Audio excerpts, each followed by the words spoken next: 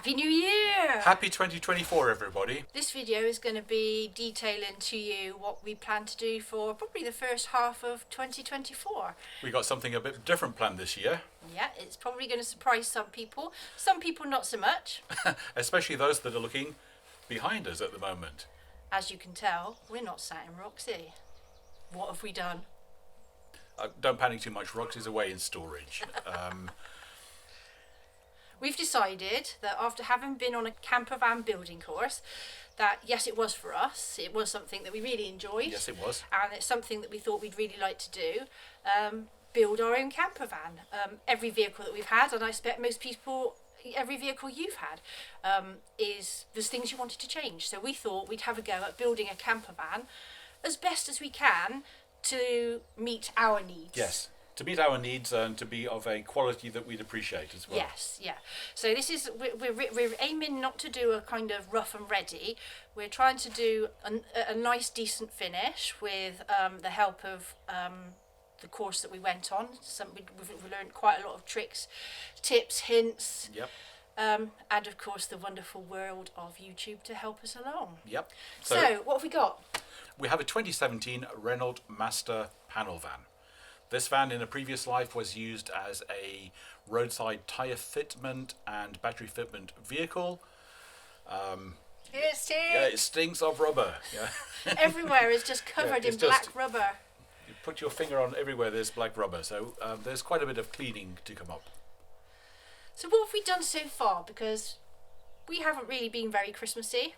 We've been very vanny. We're having a very vanny Christmas. What we've done so far is we've got Roxy into storage to make a space for this van to put it on the driveway so we can actually work on it. Now, the first couple of days we tried it working at the side of the road, but we had there's sort of a bit of a flower bed, so we had one set of wheels up there like that, and the whole van was skewed. I wanted to start refurbishing the wheels, so the van was up overnight, and I was like, I don't like this. No, it's no good. So we got the van into the driveway.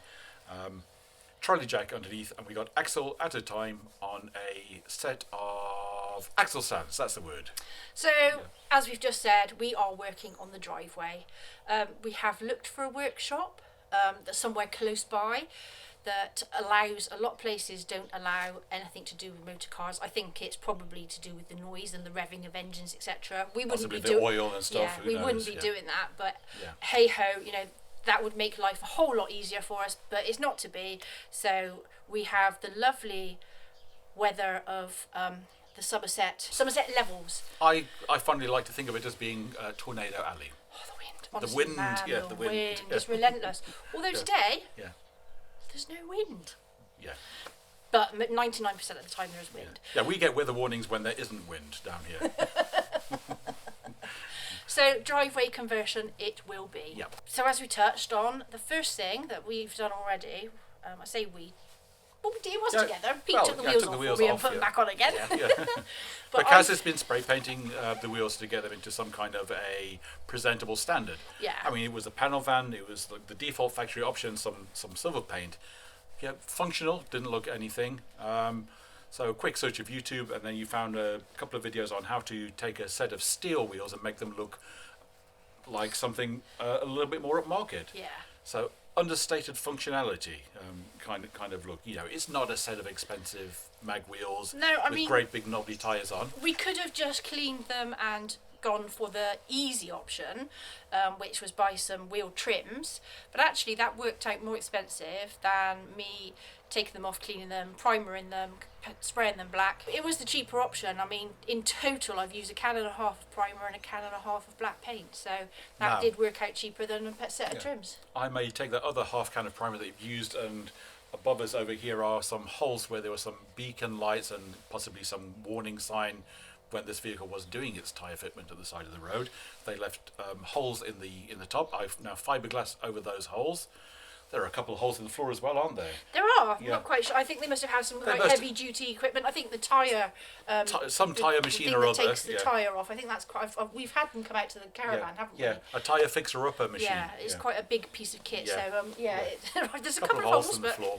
So we're going to have to investigate how to seal some larger holes in the floor. I think it's something that looks like a metal tea bag that you put on there. I know what I'm talking about. Mesh. Mesh. It's some kind of mesh. We'll get to it when we get to it. But first, there's plenty of other jobs to be getting along with, aren't there? So, having done the wheels now, what's our next task immediately that we're going to do? I think today I'd like to tackle getting all this ply off the wall. So this ply is infused with the scent of rubber. Yeah, it does stink. Yeah, from years and years worth of that. So that's all coming off. A couple of the pieces, like these bottom panels on the doors, we're going to use these as templates to get some decent quality door cards. Now, Cass has got some design ideas on the door cards. Yep, so obviously we're going to carpet the metalwork of the doors. Yep.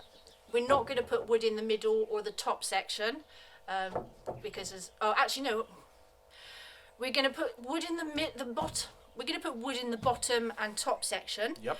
The rest of the door will be carpeted. I would like to cover these door cards with a different kind of material, kind of an accent, matching, contrasting, just to be different. Yep. You know, we're crafty campervanners. I'm the crafty. Yeah. So yeah. And I get to play with grease. I'd like to just have a little experiment. What we want to do, as you said, is make it something that we can be proud of. Make it something different. Make it something that we are really proud of. Yep. And but not so bad that, you know, if we ever wanted to sell it, that someone would go, oh my gosh, no, I don't. Do you know what I mean? We don't want to be totally like wild and wacky, but just a bit different. It's going to be a little bit different, outside the box, not copying everybody else. Yeah. Again, let's talk about the functional robustness kind of idea. So it's nice to have all those things like your roof racks, your ladders, your chunky tires, the mag wheels, the wheel mounted on the back door, everything like that. Those costs soon add up. Money.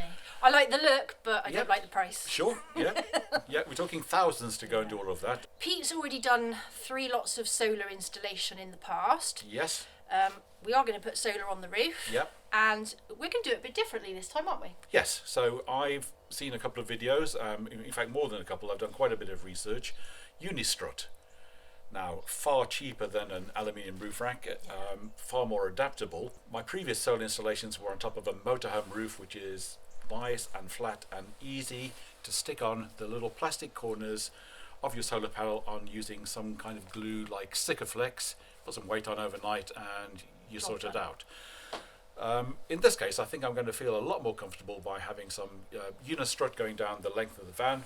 This roof, which has pre-drilled holes for roof racks, matter of popping out the grommet, getting some bolts and spring washers and stuff like that, screwing down the lengths, getting some horizontal adjustable pieces on, and then mounting the solar panels to the horizontal members.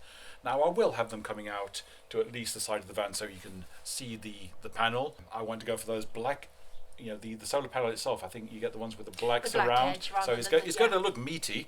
Yeah. Yeah. We're kind of sticking with black and white on the outside of the van. Yeah, for sure. Yeah. We've got other things in mind for the side of the van, but that will come along with our window installation. Yes, yeah. Don't want to jump too far ahead. I mean, windows are going to have to go in pretty soon because it does kind of stop play. Yeah, after you've got to do like a certain order of business, don't you? You've got to peel off all the rubbish you don't want in the van, get rid of it, give it a good clean, do some sound deadening, and then you decide where you want to put the windows before you do things like insulation. Any work that we need to do in the ceiling, that also has to be done before we put the ceiling in. So the solar installation, the skylights, we have one already. There's another one on order. It's the kind that has got the lid that flips up and down electrically. There's just be careful, people. Fan. If you're ordering extraction air fans off of eBay and you put in Max Fan, and it brings up this fan and it's got the Max Fan logo, when it arrives, and the price should have told me because it was £148, and I was like, that's really good for a Max Fan. It was the 400 by 400 as well. It's not the tiniest of fans. It's not Max Fan, and when you go back to the advert, when it goes to brand, it says unbranded. Yeah. My bad, but we've tested it, haven't we? It works. It works. It's functional. Yep. It does what we needed it to do. It just you haven't paid the price for having Max Fan written on it, so a bit of a bonus. We're having quite unseasonable weather at the moment. It is north of 10 degrees. I've still got my hat on. You still got your hat. Where's your earmuffs? My earmuffs. They're out where I was outside. Today is unseasonably warm. Boxing Day, I might add. Yeah, it's Boxing Day today.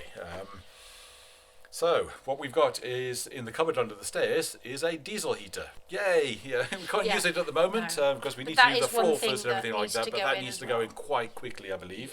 Yeah. So to help us with that, strung together some temporary electrics. It goes dark quite quickly. It goes dark quite quickly. It's like just past 4 o'clock. It's already going to be dark, so we needed some light. A little bit of a fuse board. It plugs into the EcoFlow, which you can take into the house and charge up every night. So 12 volt we do have.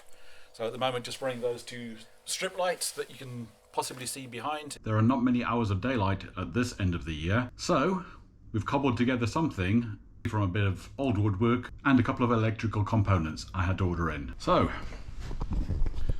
pitch black at the moment, little flick of the switch,